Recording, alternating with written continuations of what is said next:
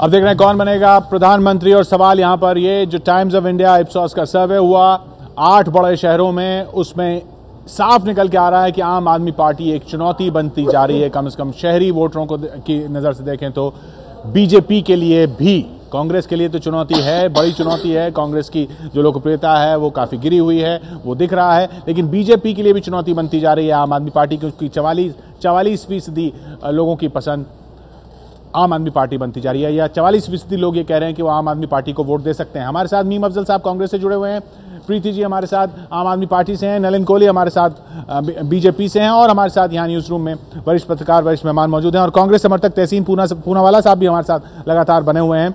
सवाल अफजल साहब से हो रहा था। अफजल साहब, ये राहुल गांधी अरविंद केजरीवाल के भी पीछे हो जाएं अगर लोकप्रियता में, कोई भी सर्वे हो, या आप सर्वे को ना माने, लेकिन ये सवाल ही खड़ा हो जाए, ये अपने आप में चिंता की बात नहीं है?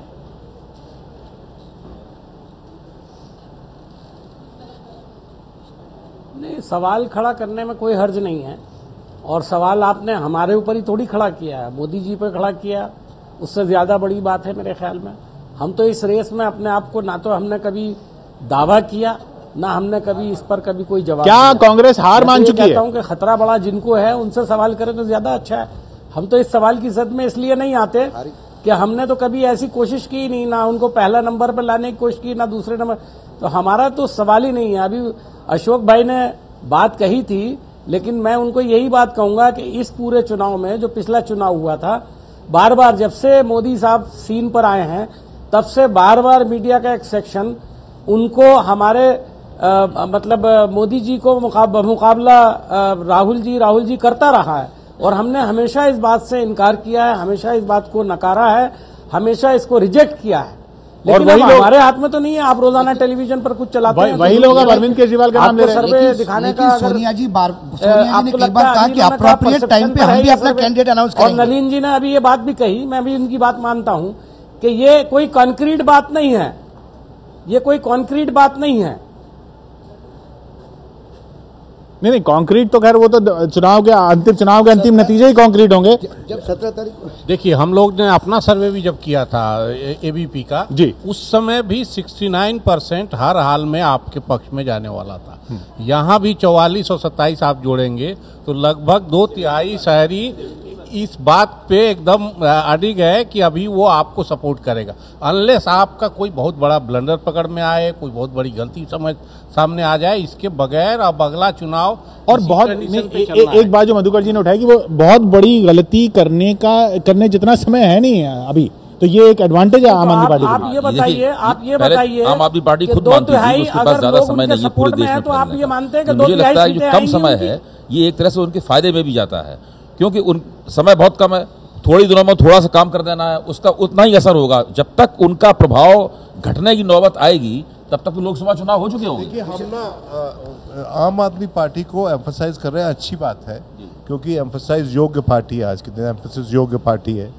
लेकिन जो दिल्ली में लॉजिस्टिक्स की जरूरत थी इलेक्शन जीतने के लिए, वो लॉजिस्टिक्स लिमिटेड, वो तो खुद कह रहे हैं कि वो अभी तैयारी नहीं। लेकिन और बड़े शहरों में, या बड़े शहरों में तो हो सकता है, लेकिन बड़े प्रांतों में अगर वो उनके पास वो लॉजिस्टिक्स नहीं होंगे, वो पहुंच नहीं होगी, और इसलिए जो रीजनल पार्टीज हैं उनका वर्चस्व रहेगा इस इलेक्शन में भी। और इसीलिए जो सर्वे आई है 200 सीट्स, 200 से ज़्यादा सीट रीजनल पार्टीज को, अदर्स को मिल रही हैं। और ये जो बीजेपी है ये 150 और 180 के बीच में लड़खड़ा रही है। तो मेरा ये मानना है कि चूंकि 200 का आंकड़ा बीजेपी छूती हुई नजर नहीं आ रही, तो इसलिए अगर कहीं भाजपा की सरकार बननी है तो फिर वो मोदी मुक्त सरकार होगी। एक सवाल क्या अगर आम आदमी पार्टी, आपकी नजर में आम आदमी पार्टी ना होती तो ये 200 का आंकड़ा पर पहुंचना आसान था? देखिए, उसमें उनको एक्सपेक्टेशंस हो सकती थी, लेकिन आज के दिन मुझे अगर भाजपा की सरकार बनती हुई नजर आ रही है तो मोदी मुक्त सरकार मुझे। प्रीति जी कुछ कहना चाह रहे हैं? जी प्रीति जी।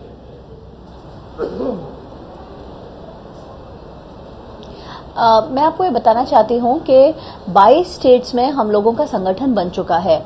अभी जैसे महाराष्ट्र की मैं बात कर रही हूँ, हम जिस भी जिला में गए हैं, परसों अंजलि जी अकोला में थी, 12,000 लोग एक समय पे जुड़े।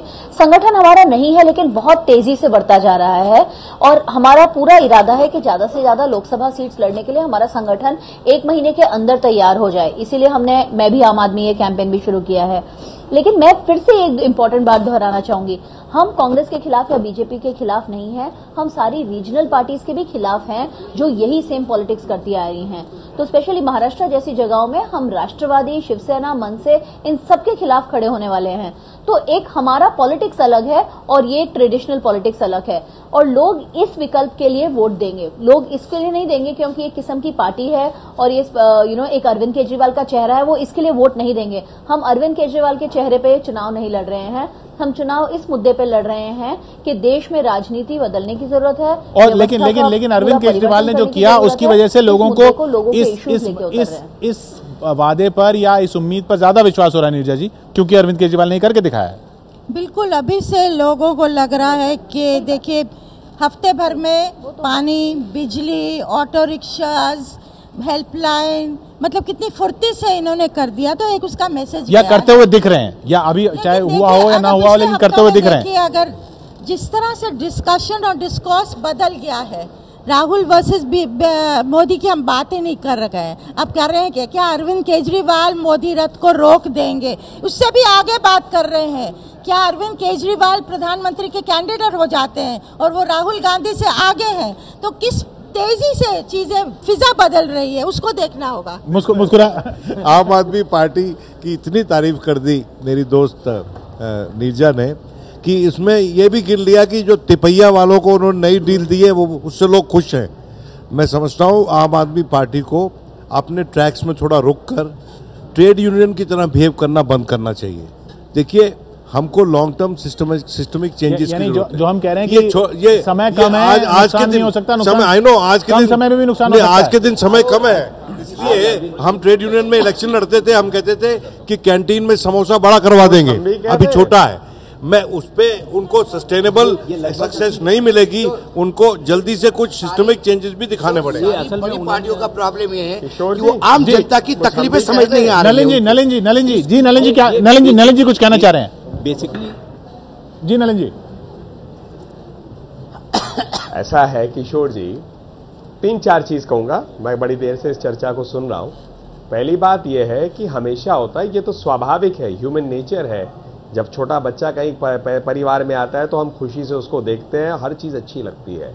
ये तो समय के साथ थोड़े थोड़े चीजें, हर चीज दिखता है कि कैसे आचरण है, क्या है। वैसे एक नई सरकार आती है तो नेचुरली हर सरकार के लिए कोई भी पार्टी में एक हनीमून पीरियड होता है और इसको हम स्वीकारते हैं। लेकिन मैं मानता हूं यहां 2 विषय मैं रखना चाहूंगा। पहली बात है, इस कार्यक्रम में ब्रेक से पहले बात हो रही थी ब्रांड बिल्डिंग की। मैं इसको स्पष्ट करना चाहूंगा, ब्रांड बिल्डिंग के शब्द को करते करते मोदी जी का जहां आपने नाम का प्रयोग किया था, मोदी जी का काम उनका ब्रांड है। वो किसके लिए खड़े हैं, क्या काम किया है, उनका ट्रैक रिकॉर्ड क्या है, वो उनका ब्रांड है। वैसे ही शिवराज जी का ब्रांड है, वैसे ही रमन जी का ब्रांड है। उनको एक व्यक्तित्व बनाने का ब्रांड की आवश्यकता और वो सवाल नहीं है नलिन जी। केजरीवाल जी के लिए शायद नहीं, मैं अपनी बात नलिन जी बताइए, येदियुरप्पा का ब्रांड कौन सा है? पॉइंट ऑफ व्यू रख रहा हूं। नहीं, तो मैंने कहा अगला आपने मैं खत्म कर लूं फिर प्रश्न बोल दीजिए, ब्रेक हो जाता ना, क्योंकि मैं स्टूडियो में नहीं हूं। दूसरी बात यह कह रहा था कि जो केजरीवाल जी के लिए हाँ थोड़ा ब्रांड की बात आ सकती है क्योंकि आज मीडिया में चर्चित है। और फिर नेक्स्ट मैं कहूंगा 10 दिन में, जहां पर अभी नीरजा बहन ने बहुत तारीफें की उनके कई डिसीजंस के, हमें एक और पहलू साथ साथ है जो जनता के सामने ही आता है। क्या स्टेटमेंट रहा कश्मीर के रेफरेंडम इश्यू पे? सोमनाथ भारती जी जो मतलब उन्होंने जजेस की मीटिंग बुलाई, उसी मुद्दे पर मैं जा रहा था नलिन कि क्या यहाँ जो बात हो रही है कि वक्त कम है उसमें नुकसान नहीं हो सकता, लेकिन इस कम वक्त में भी काफी नुकसान हो सकता है। आप ये कह रहे हैं इस कम वक्त में भी काफी नुकसान हो सकता है। तहसीन हमारे साथ लगातार बहुत देर से बने हुए हैं। नलिन माफी चाहूंगा, तहसीन बहुत वक्त से बने हुए हैं। तहसीन, मेरा सवाल आपसे ये, जो मीर अफजल साहब जिसका जवाब नहीं देंगे, आप समर्थक होने के नाते शायद दे दें, क्या ये कांग्रेस की स्ट्रैटेजी है कि इस वक्त अभी चुप रहा जाए या वार न किया जाए आम आदमी पार्टी पर? नहीं, कांग्रेस जहां पर जरूरत होगी आम आदमी पार्टी को क्रिटिसाइज करेगी और कर भी रही है। नहीं दिख रही करती हुई, उस तरह से नहीं दिख रही। अगर आपने लवली सिंह जी का स्पीच तो आपने ABP पर लाइव चलाया था, उन्होंने क्रिटिसाइज किया, उन्होंने ये भी कहा कि जो पॉलिसी डिसीजन है नहीं लेना चाहिए था। राहुल गांधी कह रहे हैं सीख लेने की जरूरत है, जयराम रमेश कह रहे हैं सीखने की जरूरत है, दिग्विजय सिंह कह रहे हैं सीखने की जरूरत है। जहां पर अच्छी चीज कोई सीखने जैसी हो वहां पर सीख लेनी चाहिए, चाहे कोई भी राजनीतिक दल हो। और जहां पर क्रिटिसाइज करने जैसी बात हो वहां पर क्रिटिसाइज करना, ये तो राजनीति में ये कांग्रेस ने हार मान ली है या ये रणनीति है? एक छोटे इस मुद्दे पर लौटे